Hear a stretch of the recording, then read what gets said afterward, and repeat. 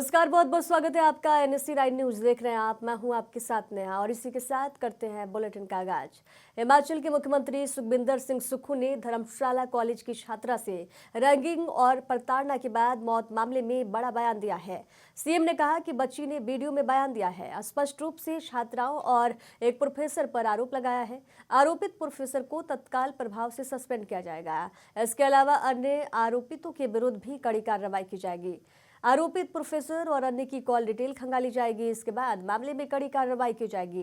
किसी भी दोषी को कतई बख्शा नहीं जाएगा। कि जो बेटी ने वो जो बयान दिया, मैंने उसके आधार पर आज फैसला किया है कि जिस प्रोफेसर का नाम लेकर उसने बयान दिया है उसको तुरंत प्रभाव से सस्पेंड कर दिया जाएगा।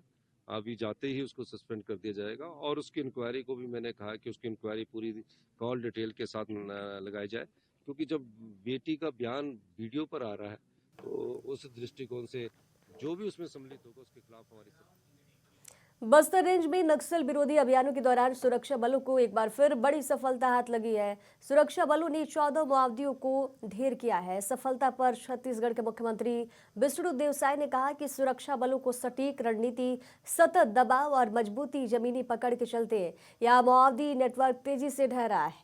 ये परिवर्तन पीएम नरेंद्र मोदी के मार्गदर्शन, गृह मंत्री अमित शाह के नेतृत्व, सुरक्षा बलों की प्रतिबद्धता और जनता के अटूट विश्वास का परिणाम है। उप मुख्यमंत्री दिया कुमारी ने आज कोटा स्थित सर्किट हाउस में लोकसभा स्पीकर ओम बिरला से मुलाकात की। इस अवसर पर कोटा शहर सहित राजस्थान के विभिन्न विकासशील विषयों पर सार्थक और सकारात्मक चर्चा हुई। मुलाकात के दौरान क्षेत्रीय विकास, जन कल्याणकारी योजनाओं और प्रदेश के समग्र विकास से जुड़े महत्वपूर्ण मुद्दों पर विचार विमर्श किया गया। उप मुख्यमंत्री दिया कुमारी ने राज्य सरकार की प्राथमिकताओं से अवगत कराते हुए कोटा और राजस्थान के सतत विकास हेतु सहयोग। कोटा हाड़ौती ट्रेवल मार्ट के दूसरे दिन सिटी पार्क में डिप्टी सीएम दिया कुमारी ने स्टॉल का निरीक्षण किया। टूर ऑपरेटर और होटल इंडस्ट्री से जुड़े लोगों से बातचीत भी की। इस दौरान मीडिया से बातचीत में दिया कुमारी ने कहा कि हाड़ौती ट्रेवल मार्ट बड़ा आयोजन है। यहाँ बड़ी संख्या में होटल्स इंडस्ट्री से जुड़े स्टॉल्स लगे। इस आयोजन में देश भर के टूर एंड ट्रेवल्स इंडस्ट्री से जुड़े लोगों ने भाग लिया। उन्होंने कहा कि पहली बार कोटा में इस तरह का आयोजन हो रहा है। यह आयोजन हाड़ौती संभाग के टूरिज्म के लिए अच्छा संकेत है। इस आयोजन से हाड़ौती संभाग का टूरिज्म बढ़ेगा। देश के लोग हाड़ौती के टूरिज्म के बारे में जान सकेंगे। यहाँ की ऐतिहासिक इमारतों, पर्यटक स्थलों से भी रूबरू हो सकेंगे। बहुत अच्छा है। कोटा हाड़ौती ट्रैवल मार्ट पहली बार इसका आयोजन हो रहा है और बहुत उत्साह है सभी में, यहाँ के लोकल लोगों में भी है। बहुत सारे होटेलियर्स ने पार्टिसिपेट किया है ट्रैवल मार्ट में और मुझे बहुत ही खुशी हुई ये देखकर कि यहाँ के लोगों में इतना उत्साह है इसको आगे बढ़ाने के लिए। और जो राजस्थान टूरिज्म और सरकार पूरी तरह से हम लोगों के लिए प्रायोरिटी है कि हाड़ौती को, कोटा को, हम लोग जो हमारा जो टूरिस्ट है इस यहाँ पर भी, इस संभाग में भी आए। यहाँ इतना कुछ है करने को और देखने को। यहाँ की वाइल्ड लाइफ सेंचुरीज हैं, यहाँ पर चंबल रिवर फ्रंट है और यहाँ पर इतने फोर्ट्स हैं, पैलेसेस हैं, मिनिएचर पेंटिंग है, इतना कुछ है। लेकिन यहाँ तक टूरिस्ट पहुँचता नहीं। लेकिन अब हम लोग प्रयास कर रहे हैं कि ज़्यादा प्रसार प्रचार हो, ज़्यादा हम इसके बारे में यहाँ पर क्या और आयोजन। इधर केंद्रीय मंत्री गजेंद्र सिंह शेखावत ने बीबीजी रामजी बिल पर अपनी प्रतिक्रिया देते हुए कहा कि सरकार ने मजदूरों और किसानों के हित में कई प्रावधान किए हैं। उन्होंने कहा कि मजदूरों के काम के दिनों को बढ़ाकर 100 से 125 किया गया है। रोजगार की गारंटी को और मजबूत किया गया है। यदि रोजगार नहीं मिलता है तो मुआवजे का प्रावधान है और भुगतान में देरी होने पर ब्याज का प्रावधान भी किया गया है। शेखावत ने कहा कि अगर कांग्रेस पार्टी इन सब के बावजूद भी विरोध करती है तो वे अपने मजदूर विरोधी और किसान विरोधी चरित्र को उजागर कर रही है। देखिए, जब देश में मजदूरों की मजदूरी के दिनों को बढ़ा करके 100 से 125 किया गया हो, रोजगार के लिए गारंटी को और अधिक सख्त किया गया हो, रोजगार न मिल पाने या दे पाने, सरकार न दे पाए, ऐसी परिस्थिति में कंपनसेशन का प्रावधान किया गया हो, भुगतान समय पर न हो, ऐसे समय में लेट विलंबित भुगतान के लिए ब्याज के भुगतान की व्यवस्था की गई हो, कृषि के समय में, किसानों के खेती के समय में नरेगा के कारण से मजदूर मिलने का व्यवधान न हो, इसके कारण से कृषि क्षेत्र को जो है वो ताकतवर बनाने का प्रयास किया गया। अगर इन सब का होते हुए भी कांग्रेस पार्टी विरोध करती है, तब कांग्रेस अपने मजदूर विरोधी, किसान विरोधी और राष्ट्र के निर्माण के लिए योजनाओं में परिवर्तन। केंद्रीय मंत्री अर्जुन राम मेघवाल ने बीबीजी रामजी बल पर सरकार का पक्ष रखते हुए कहा कि मनरेगा में बदलाव जनता की मांग पर किए गए हैं। उनका कहना है कि खेती के मौसम में मजदूरों की कमी, गांव में जल निकासी सुरक्षा और ग्रामीण इंफ्रास्ट्रक्चर जैसे मुद्दों को ध्यान में रखकर सुधार किए गए। मेघवाल ने यह भी आरोप लगाया कि अब इन्हीं सुधारों पर राजनीतिक कारणों से सवाल उठाए जा रहे हैं, जबकि योजना में कई सकारात्मक बदलाव किए गए हैं। देखिए, आप भी जानते हैं और हम भी जानते हैं, आप भी जानते हैं और हम भी जानते हैं कि जब हम फील्ड में जाते थे तो वहाँ एक डिमांड आती थी कि मनरेगा को आप चेंज करो। 3-4 चीज़ों को लेकर के डिमांड आती थी। इवन कांग्रेस के लोग भी पहले बोले भी हैं, डिमांड रखी भी है कि पहली डिमांड की एग्रीकल्चर का जो पीक सीजन होता है तब मजदूर नहीं मिलते हैं, इसलिए कोई इसमें संशोधन करो। एक तो ये विषय रहता था। दूसरा विषय रहता था कि गांव में पानी निकासी है या गांव में वाटर सिक्योरिटी है, उन कामों को बहुत महत्व इसमें नहीं दिया जाता है। ये भी संशोधन होना चाहिए। और रूरल इंफ्रास्ट्रक्चर को बढ़ाने के लिए भी संशोधन होने चाहिए। ये संशोधन हमें जो मिले वो फील्ड से ही मिले और कोई हमें मिले ऐसा नहीं है। कांग्रेस के सांसदों को भी मिले, तभी तो कांग्रेस के लोगों ने भी आवाज उठाई। अब ये संशोधन हो गया तो नाम क्यों बदला, उसको लेकर के एक प्रॉब्लम खड़ी हो गई। तो इसी योजना का नाम पहले ज्वार रोजगार योजना था, तो आपने उसको बदला ना भाई। देखिए, ये कुछ राजनीतिक कारणों से विरोध कर रहे हैं।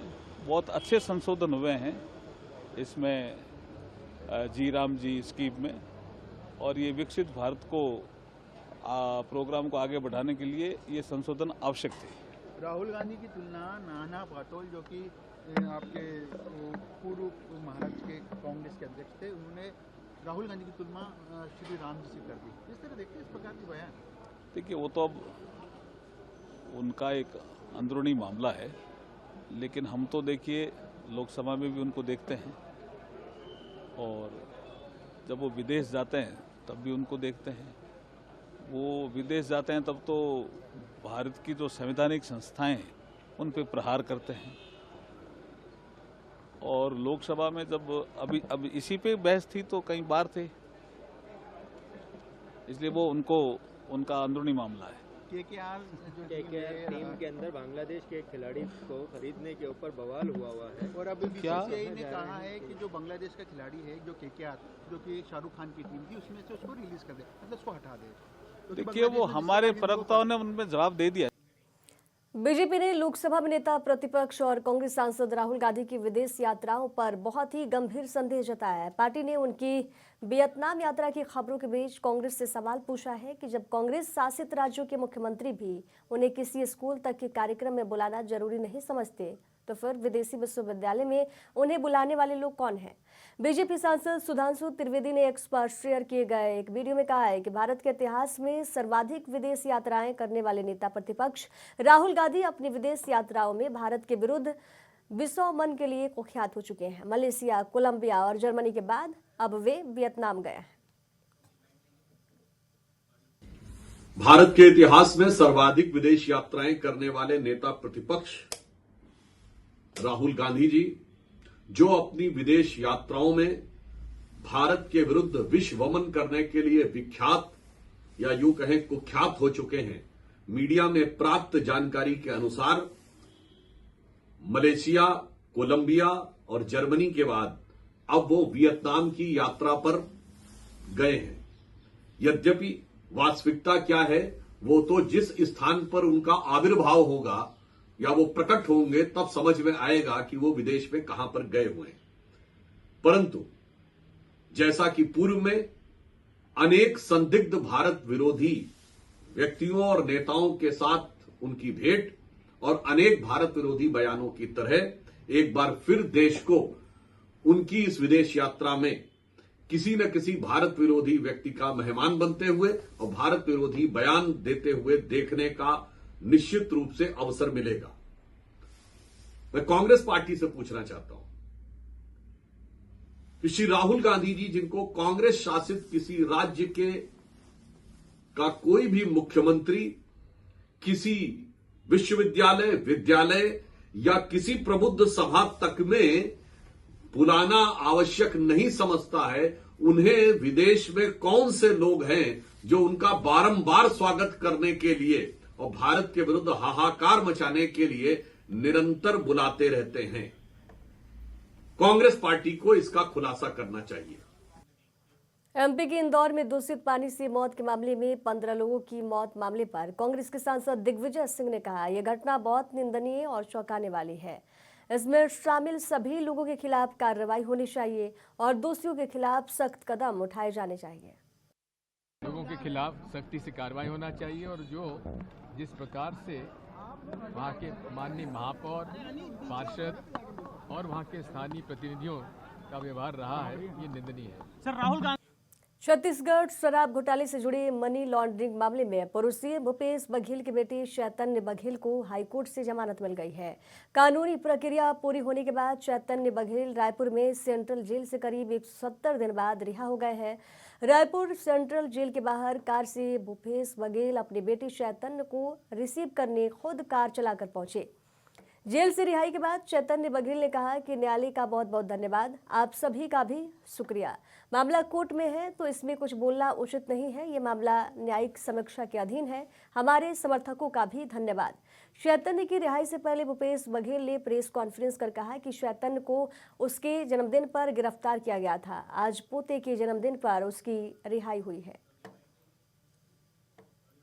पराजित नहीं, ये बात साबित हो गई है। ये लोग बहुत कोशिश कर रहे थे बदनाम करने का, हतोत्साहित करने का, तोड़ने का, लेकिन हम कांग्रेसी हैं, न टूटेंगे न झुकेंगे। ब्याज से लौटाए खुशी। देखिए, वो तो नॉन पॉलिटिकल था, बीजेपी है वो राजनीति में घसीट ले आई उसको। इतने सारे जो चैतन्य को जो नहीं जानते थे, मैं मतलब 100 करोड़ भी खर्चा करता तो शायद लोग नहीं जानते, उतना तो बीजेपी वालों ने कर दिया हैं कार्यकर्ताओं के लिए। देखिए, जब अन्याय अत्याचार किए तब भी कार्यकर्ता सत्य के साथ खड़े हुए थे। आज जब जीत हुई है तब भी सत्य के साथ हैं। तो कांग्रेस के लोग हमें। यूपी के मुख्यमंत्री योगी आदित्यनाथ ने बरेली के दिवंगत विधायक श्याम बिहारी लाल को श्रद्धांजलि अर्पित की। मुख्यमंत्री ने उनके निधन पर शोक व्यक्त करते हुए उनके परिवार के प्रति संवेदना प्रकट की। उत्तर प्रदेश के वन मंत्री अरुण कुमार सक्सेना ने बताया कि मुख्यमंत्री ने दिवंगत विधायक को श्रद्धांजलि दी और उनके परिवार के सदस्यों से मुलाकात कर उनकी कुशलक्षेम की जानकारी ली। मुख्यमंत्री ने शोकाकुल परिवार को सांत्वना भी दी। वन मंत्री ने जानकारी दी कि दिवंगत विधायक श्याम बिहारी लाल का अंतिम संस्कार फरीदपुर में किया जाएगा, जिसके लिए सभी आवश्यक व्यवस्थाएं पूरी कर ली गई है। माननीय मुख्यमंत्री जी ने उनको श्रद्धांजलि दी और परिवार से मिले, उनकी पत्नी से, दोनों बेटियों से, बेटे से, हर एक के बारे में जानकारी ली, कौन क्या कर रहा है, कहाँ पर है, और उन्होंने उनकी मृत्यु पर बहुत दुख जताया और उनकी पूरी हिस्ट्री मालूम करी कि कब उन्हें पहले बाईपास हुआ था, उसके बाद कब उनकी एंजियोप्लास्टी हुई अभी हाल में ही, और क्या हुआ। तो उनको ये बताया गया कि साहब ये सब कुछ एकदम से सडनली हो गया और हम लोग सब सर्किट हाउस की मीटिंग में ही थे। उसके बाद भोजन के समय उन्हें कोई बेचैनी महसूस हुई, उन्हें तुरंत हॉस्पिटल बराबर में ही एक हॉस्पिटल ले जाया गया। वहाँ पे उनको जो दवाई देना थी वो दी गई और बेटर केयर के लिए दूसरे हॉस्पिटल भेजा गया और वहाँ पर उनकी रास्ते में ही लगभग डेथ हो गई। फिर भी वहाँ अस्पताल वालों ने बहुत। तृणमूल कांग्रेस की राष्ट्रीय महासचिव और ममता बनर्जी के भतीजे अभिषेक बनर्जी ने मुख्य चुनाव आयुक्त ज्ञानेश कुमार को तंज कसते हुए वैनिश कुमार कहा और बीजेपी की सांसदों की तुलना साफ से कर दी। अभिषेक ने पश्चिम बंगाल के अलीपुरद्वार में जनसभा को संबोधित किया। इस दौरान उन्होंने आरोप लगाया कि पश्चिम बंगाल में चल रहे SIR के दौरान बड़ी संख्या में वैध मतदाताओं के नाम वोटर लिस्ट से गलत तरीके से हटाए जा रहे हैं। उन्होंने कहा कि आप ज्ञानेश कुमार को जानते हैं क्या? वे जादूगर हैं, जिंदा लोगों को वोटर लिस्ट से गायब कर देते हैं और मरे हुए लोगों को जिंदा दिखा देते हैं। इसलिए अब उनका नाम वैनिश कुमार है। आप बताइए, एसआईआर का नाम पे बुजुर्गों को जिस तरीके से हैरान किया जा रहा है, 80 साल, 85 साल, 90 साल, कोई 75 साल, इसका जवाब अलीपुरद्वार नहीं देगा क्या? नहीं देगा, नहीं देगा। एसआईआर तो हर जगह हुआ है, हुआ है, हुआ है कि नहीं हुआ है? कहीं भी आपने देखा है ऐसे लोगों को टॉर्चर करते हुए? खाली बंगाल में किया जा रहा है, क्योंकि ये लोग बीजेपी को वोट नहीं दिया है। भाई अगर हम लोग जिद्दी स्वभाव के लोग हैं, मुझे पता नहीं आप लोग कितना जिद रखते हैं, बीजेपी का जितना जिद है उसका 10 गुना जिद तो मेरा है। और ये अमेरिका ने वेनेजुएला पर हमला कर उसके राष्ट्रपति निकोलस मादुरो को पकड़ने का दावा किया। अमेरिकी राष्ट्रपति ट्रंप ने सोशल मीडिया पर पोस्ट किया, कहा कि मादुरो और उनकी पत्नी सिलिया एडेला अब अमेरिकी सैनिकों के कब्जे में हैं। उन्हें वेनेजुएला से बाहर ले जाया गया है। अमेरिका ने बीती रात करीब 2 बजे वेनेजुएला के 4 शहरों पर हमले किए थे। इस दौरान अमेरिकी सैनिकों ने मिलिट्री ठिकानों और खास जगहों को भी निशाना बनाया। ट्रंप ने कहा कि वे सुबह 11 बजे इस मामले पर प्रेस कॉन्फ्रेंस करेंगे और इस पूरे मामले की जानकारी देंगे। इधर मनरेगा कानून में हुए बदलाव को लेकर कांग्रेस बड़ा प्रदर्शन करने का प्लान बना रही है। जानकारी के मुताबिक इसके तहत 7 फरवरी से 15 फरवरी के बीच कांग्रेस विधानसभा और लोक भवन का घेराव करेगी। आंदोलन की रूपरेखा तय करने के लिए 8 जनवरी से प्रदेश में बैठक होगी। बैठक में राज्य के बड़े नेता और प्रभारी भी मौजूद होंगे। इसके बाद सभी जिलों में 10 जनवरी को प्रेस कॉन्फ्रेंस की जाएगी। 11 जनवरी को हर जिले में अंबेडकर या गांधी की मूर्ति के सामने कांग्रेस के कार्यकर्ता उपवास रखकर अपना विरोध दर्ज करवाएंगे। 12 जनवरी से 29 जनवरी तक हर पंचायत में चौपाल लगाई जाएगी। कांग्रेस का अध्यक्ष मल्लिकार्जुन खड़गे और नेता राहुल गांधी सभी ग्राम प्रधानों को इसके लिए पत्र भी लिखेंगे। वहीं 31 जनवरी से 6 फरवरी के बीच कलेक्टर ऑफिस के बाहर प्रदर्शन किया जाएगा। राजस्थान के शिक्षा मंत्री मदन दिलावर द्वारा नो बैग डे के दौरान स्कूलों में सत्ता से जुड़ी चर्चा कराने के आदेश पर कांग्रेस के कमेटी अध्यक्ष गोविंद सिंह डोटासरा ने कड़ा पलटवार किया है। डोटासरा ने सवाल उठाते हुए कहा कि बच्चों को आखिर क्या पढ़ाया जाएगा?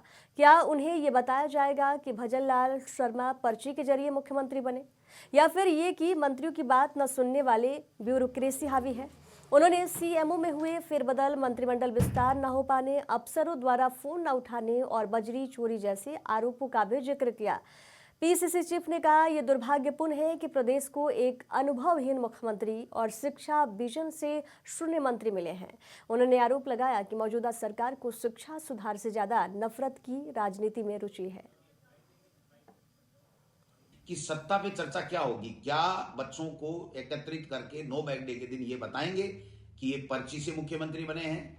क्या ये बताएंगे कि शिक्षा मंत्री जी किस तरीके की भाषा का इस्तेमाल करते हैं? क्या ये बताएंगे कि ब्यूरोक्रेसी इतनी हावी है कि जो है वो मंत्री और उनकी नहीं मानती? क्या ये बताएंगे कि 360 डिग्री परीक्षण के आधार के ऊपर अधिकारी लगाए गए हैं जो इनके मंत्रियों की नहीं मानते, इनके ऐसे लगे हुए हैं? क्या ये बताएंगे कि सीएमओ में क्या खेल हुआ, क्या भ्रष्टाचार हुआ कि सीएमओ के अधिकारियों को हटाना पड़ा और दूसरे अधिकारियों को लाना पड़ा? क्या ये बताएंगे कि अफसर इनके फोन नहीं उठाते? क्या ये बताएंगे कि जिलों में इधर सिडनी में नए साल के मौके पर लगभग 23.29 करोड़ रुपए का चढ़ावा आया है। इसमें विदेशी करेंसी, सोना, चांदी और हीरा सब कुछ भक्तों ने दान किया है। ये जानकारी संस्थान के मुख्य कार्यकारी अधिकारी गोरक्ष गाडिलकर ने दी है। नवीन वर्षाची सुरुवात बाबांच्या दर्शनाने करण्यासाठी, त्याचप्रमाणे नाताळच्या सुट्ट्या होत्या।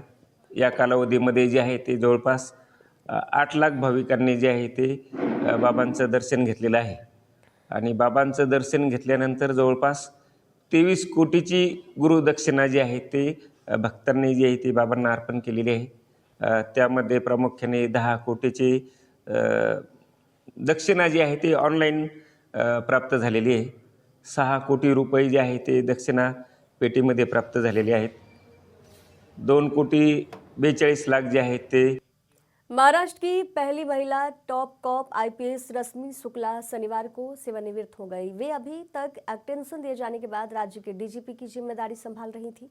महाराष्ट्र सरकार ने मुंबई आतंकी हमले के हीरो और साफ सुथरी छवि वाले 1990 के बैच के आईपीएस सदानंद दाते को नया डीजीपी नियुक्त किया है। महाराष्ट्र की पहली महिला आईपीएस और पहली महिला पुलिस महानिदेशक रश्मि शुक्ला ने भारतीय पुलिस सेवा में 37.5 साल रहीं। शुक्ला को वरिष्ठ अधिकारियों की मौजूदगी में आयोजित विदाई समारोह में गार्ड ऑफ ऑनर भी दिया गया। उन्होंने मुख्यमंत्री देवेंद्र फडणवीस से भी मुलाकात की। प्रधानमंत्री की महत्वाकांक्षी जन कल्याणकारी योजनाएं गरीब और जरूरतमंदों के जीवन में बदलाव लाने के लिए बनाई जाती है, लेकिन भ्रष्टाचारी अब इन योजनाओं को भी नहीं छोड़ रहे हैं। ऐसा ही मामला अजमेर जिले के भिनाय से सामने आया है, जहां प्रधानमंत्री आवास योजना की किस्त जारी करने के बदले रिश्वत मांगने वाला सहकारी समिति का प्रबंधक एसीबी के हत्थे चढ़ गया। शिकायत मिलने पर एसीबी अजमेर ने जाल बिछाया और आरोपी परमेश्वर प्रजापत को 30,000 रुपए घूस लेते रंगे हाथों पकड़ लिया है। जानकारी के अनुसार आरोपी प्रबंधक ने प्रधानमंत्री आवास योजना के तहत लाभार्थी को मिलने वाली किस्त जारी करने की एवज में रिश्वत की मांग की थी।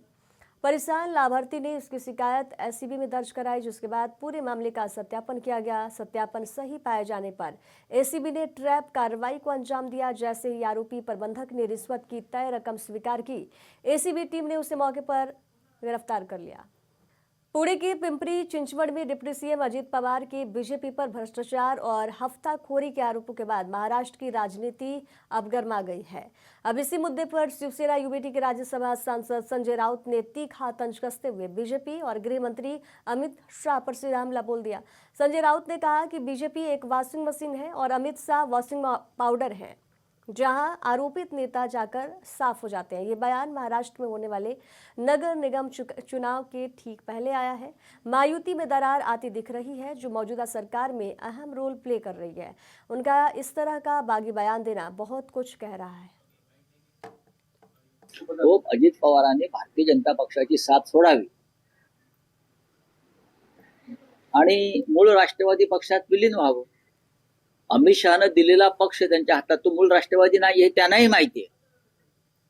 मूळ राष्ट्रवादी काँग्रेस पक्ष हा सन्मान्य शरद पवार साहेबांचा आहे। मूळ शिवसेना ही माननीय उद्धव ठाकरे साहेबांची आहे। पण अमित शहांच्या मस्तीपायी आणि माजोरडेपणापायी हे दोन्ही पक्ष। खबरों के सफर में दीजिए जाने की इजाजत। देखते रहिए NSC 9 न्यूज। नमस्कार।